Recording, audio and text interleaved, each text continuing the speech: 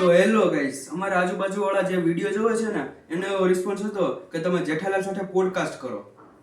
એ podcast કરશો ને તો ઓડિયન્સને જોવાની બહુ મજા આવશે. તો અમે વિચાર્યું હાલો કરી નાખીએ. તો આજે જેઠાલાલ સાથે પોડકાસ્ટ કરીશી તો વિડીયો જોજો, આગળ મજા આવશે. તો મને ખબર છે તમારાથી હવે રાહ નથી જોવાતી, તમારે જલ્દીથી જેઠાલાલનો પોડકાસ્ટ જોવો છે. તો ચાલો જલ્દી ચાલુ કરીએ છીએ.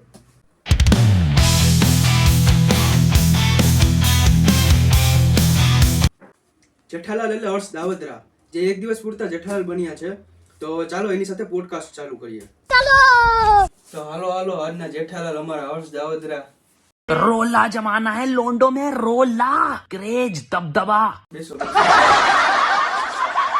અત્યાર પૂરતું હલાવી લ્યો ગાઈસ તમે. મને ખબર છે તમારા બધાનું દિલ ભાંગી ગયું. અત્યાર પૂરતું આ ખોટા જેઠાલાલને હલાવી લ્યો. બોલ્યો ભાઈ તું અમે કાંઈ નથી બોલ્યો સાહેબ, કાંઈ નથી બોલ્યો. તો આજનો પોડકાસ્ટ શરૂ થઈ રહ્યો છે. આજના પોડકાસ્ટનું નામ છે ગુજરાતી જેઠાલાલ સાથે પ્રશ્નોત્તરીની બાકાજીકી. ફૂલ બાકાજીકી હો, ફૂલ બાકાજીકી. તો હું જેઠાલાલજી માટે એક પ્રશ્નોત્તરી લખીને આવ્યો છું આજે. જેઠાલાલજી,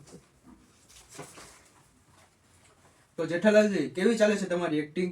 જો ભાઈ એક્ટિંગ માં તો એવું હોય ને અબે 10મી ફેલ. બસ જેઠાલાલજી બસ. તો હવે સમજાઈ ગઈ ને મારી એક્ટિંગ કેવી છે? હા સમજાઈ ગયું જેઠાલાલજી. હા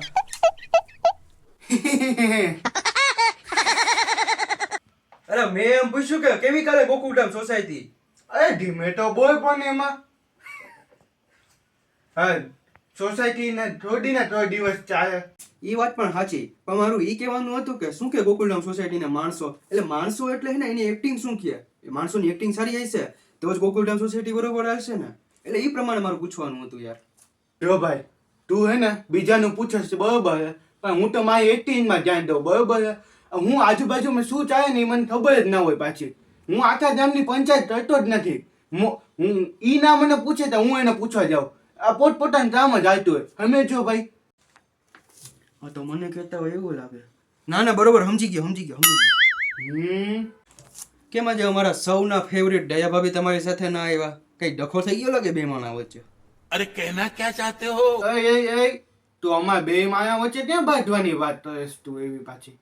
હું ક્યાં કઈ બીજું બોલ્યો? મેં કઈ બીજું નથી કીધું. આ તમે ખાલી આમ જરાક આમ નોલેજ માટે પૂછ્યું. બે માણા વચ્ચે ડખો નથી થઈ ગયો ને? દેખાણા નહીં એટલે પૂછ્યું.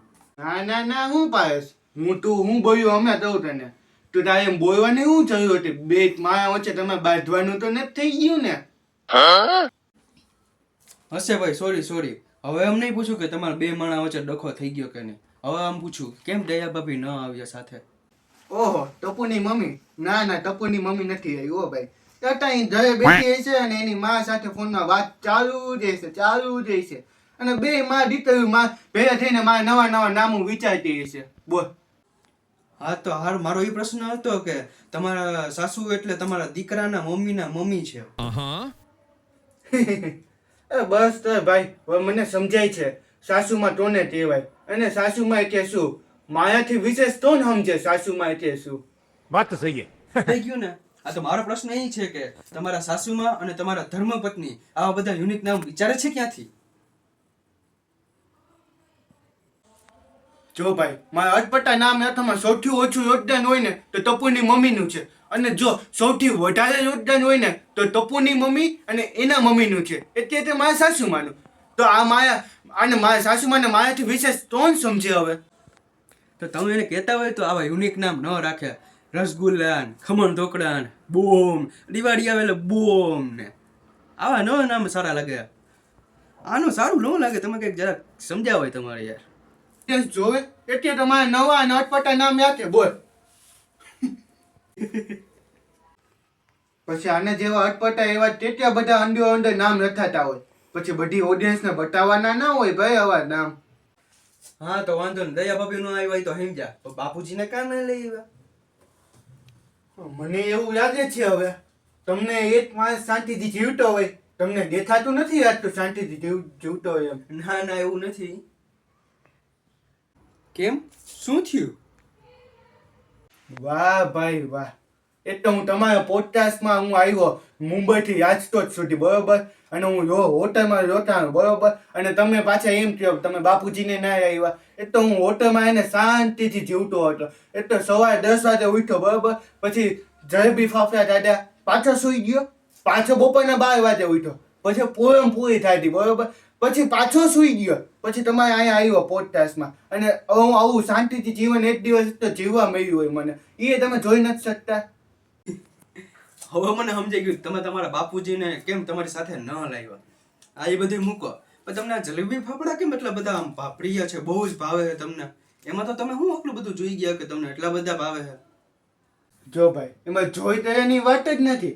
જો તમે ગુજરાતી થઈને આ જલેબી ફાફડા ન ખાતા હો, તો તમે ગુજરાતી માણ્યા જ ના કહેવાય, માણસો જ ના કહેવાય.